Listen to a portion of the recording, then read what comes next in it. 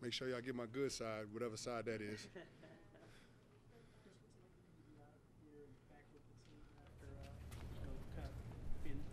After being shown the door, you know what? It actually feels good. Having a chance to be around the guys for the first time this off season, it's been really, really good. Had an opportunity to get 2 really good work days in. I feel really, really good about my training and where I'm at physically. So just continuing to stack days, build this thing, and being out here for this couple of days, for this week, kind of gives me some insight on some things that I want to work on while continuing the training process, get my body ready for training camp and the regular season. Chris, at what was the process you went through to determine that, yes, you wanted to play again this year? Oh, well, it's an opportunity to just take a step back from the game. You're beat up during the season, during the postseason, so you don't want those thoughts to kind of enter into your mindset as far as decision making, for your future. And so I just really, took some time after the season, after I was able to get away from it for a while, and just decide, what direction do I really want to go in. And my heart was telling me that I still wanted to play football, and importantly, my body said that I could still play football. And so, once I came to that realization, it was an easy decision. What are your thoughts on Brent Urban and Caffrey? They look good. They look good. I've been watching them on tape throughout all the OTAs and through those sessions. I've been seeing the films of the practices and just watching their development. They're really taking the next step. Still things that they have to work on. They understand those things. Coach Brooks is doing a great job of getting those guys coached up, helping them to continue to improve. But I'm excited about the direction that they're going. I'm excited about all the young guys on the defensive line. Tremendous collection of talent. A lot of guys that can do a lot of different things, and I think they complement each other very well. So really excited to see what this group is capable of. How much pride do you take in the opportunity to help mentor and lead those guys? Because they are so young. You've been around a few years. To be honest with you, they're all leaders in that room. Those guys, they have championship pedigree.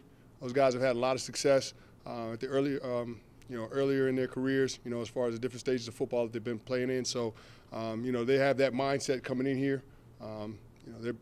We always talk about being built like a raven, and those guys definitely exemplify that. And so I just try to teach them how to be a pro, more so than anything else, teaching them not only what to do as far as carrying yourself in this building and what you're supposed to do in your profession, but off the field stuff as well. So just trying to provide that guidance for them.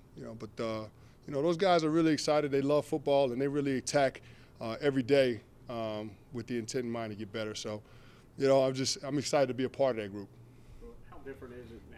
Some guys have left like Nod and then to walk on the field, and some of them guys not being around. Man, that's really tough. That's really tough, especially the big fella not being around. Had an opportunity to see him a couple times this offseason. It's just you can't replace a guy like that. Future Hall of Famer, one of the best to ever do it at that position, and so beyond that, just a good friend. So it's going to be tough having him not be a part of our group, not be a part of our defensive unit, not be a part of our football team. But we have to move on. We understand the nature of the NFL. It's a great game, but sometimes it can be an ugly business. It's just what it is. We still love them, and sometimes we miss, just not having them in our room. But we wish them the best. How do you stay fresh at this point of your career? Is it going to be more boxing? You know what? It's really about the training and taking care of my body. Doing the things that I need to do, consistently. Being disciplined with what I put in my body, being disciplined in how I train. The things that I do. You have to find ways to be creative, to make sure that you get your work, but you don't beat your body down. And so, kind of the last couple of years, I've tinkered with a little regimen that I've been doing, and it's working out. I feel really, really good. It's just the strongest I've ever been as far as being a pro football player. So I'm excited to see what I'm going to be able to do going into training camp and going into this season. What do you envision that role being? Is it similar to what it's been the first 2 years here?